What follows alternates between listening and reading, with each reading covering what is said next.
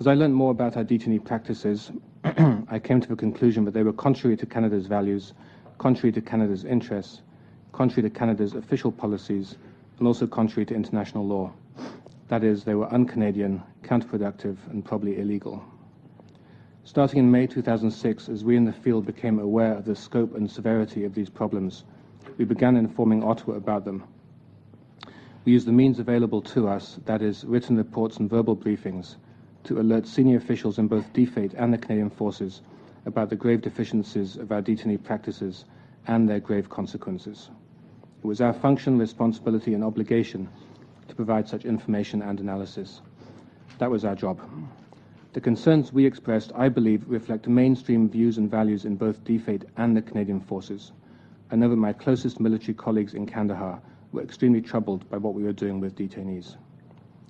We on the ground in Kandahar, civilians and military, informed DFATE and the senior military leadership about the notification problems to the Red Cross, the delays and the inadequate information. We informed them about our very serious concerns about what was happening to detainees after transfer. We informed them about the lack of information being given to NATO. In our annual human rights report at the end of 2006, we informed them about systemic problems of torture in Afghan jails. By March 2007, we were orally warning Ottawa that the NDS tortures people, and if we don't want our detainees tortured, we shouldn't hand them to the NDS. And on April 24th and 25th, 2007, as the detainee issue was becoming a political crisis in Ottawa, the embassy sent 2 reports that offered Ottawa a solution. To protect our detainees from being tortured, we should adopt the British and Dutch approach, that is, take responsibility for our own detainees, monitor them ourselves, and establish a robust, aggressive, and well-resourced monitoring mechanism that would guard our detainees from further risk of abuse. Senior officials in DFATE and the Canadian Forces did not welcome our reports or advice. At first, we were mostly ignored. However, by April 2007, we were receiving written messages from the senior Canadian government coordinator for Afghanistan to the effect that we should be quiet and do what we were told, and also phone messages from the DFATE Assistant Deputy Minister suggesting that in the future we should not put things on paper but instead use the telephone. Starting in May 2007, a new ambassador arrived. Immediately thereafter, the paper trail on detainees was reduced. Written reporting from the field was restricted to a very limited circle of officials, which shrank further over time. And reports on detainees began sometimes to be censored, with crucial information removed. By summer 2007, internal censorship had spread to new areas. For example, we could no longer write that the security situation in Afghanistan was deteriorating, even though everyone knew that it was. In terms of established DFATE practice, all of these steps were extremely irregular. By the end of April 2007, senior officials in Ottawa did accept the embassy's recommendations from April 24th and 25th. On May 3rd, we signed a new MOU with the Afghan government that for the first time gave us the right to monitor. DFATE accepted responsibility for that monitoring.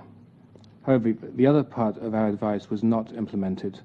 That is, to monitor effectively, we needed new resources, at a minimum 1 full-time officer, to conduct the monitoring, as well as to manage the relationships with the NDS, NATO allies, human rights partners, and other partners.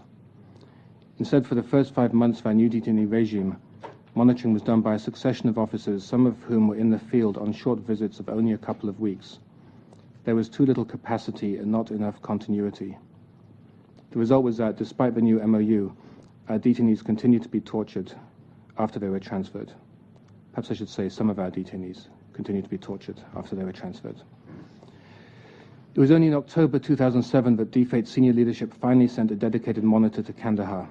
Within weeks, he found incontrovertible evidence of continued torture. An Afghan in NDS custody told him that he had been tortured, showed him the marks on his body, was also able to point to the instrument of torture which had been left under a chair in the corner of the room by his interrogator. Up to that point, we had done what we could to monitor in Kandahar and also once in Kabul, the existing pool of detainees, at least those we could locate. Canadian officials interviewed numerous Afghans who gave very credible allegations of torture and in several cases still had marks on their body. But they'd all been tortured before May 3rd when the new MOU came into force.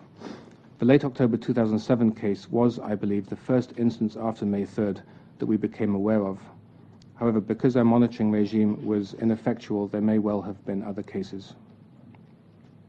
October 2007 was 17 months after the PRT first informed senior officials in the Canadian Forces and DFATE about the very grave dangers facing our detainees after transfer.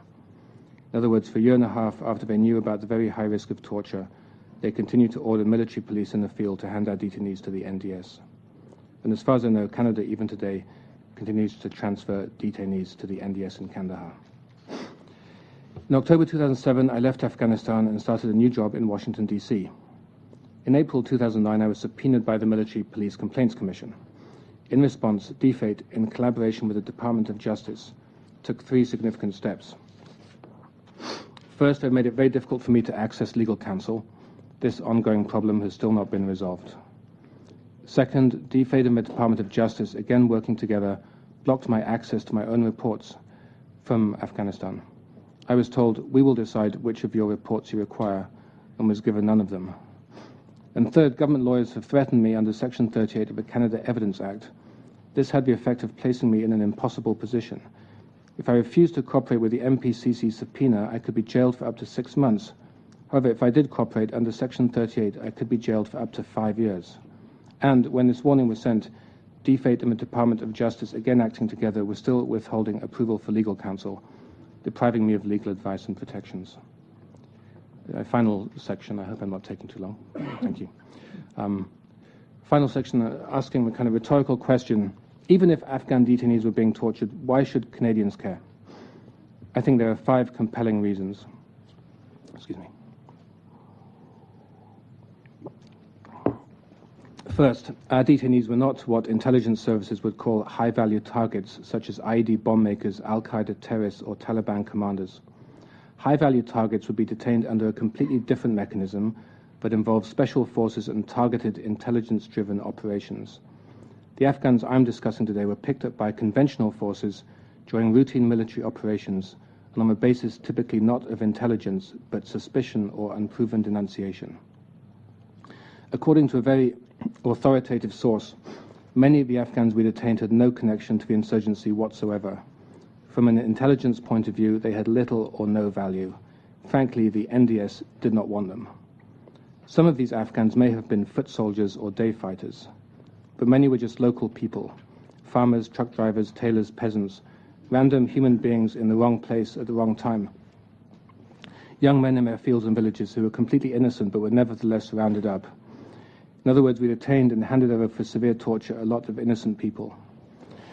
A second reason Canadians should care is that seizing people and ranging them for torture is a very serious violation of international and Canadian law. Complicity in torture is a war crime. It is illegal and prosecutable. Third, Canada has always been a powerful advocate of international law and human rights. That is a keystone of who we are as Canadians and what we have always stood for as a people and nation. If we disregard our core principles and values, we also lose our moral authority abroad. If we are complicit in the torture of Afghans in Kandahar, how can we credibly promote human rights in Tehran or Beijing? Fourth, our actions were counter to our own stated policies. In April 2007, Prime Minister Stephen Harper said publicly that Canadian military officials don't send individuals off to be tortured. That was indeed our policy. But behind the military's wall of secrecy, that, unfortunately, is exactly what we were doing.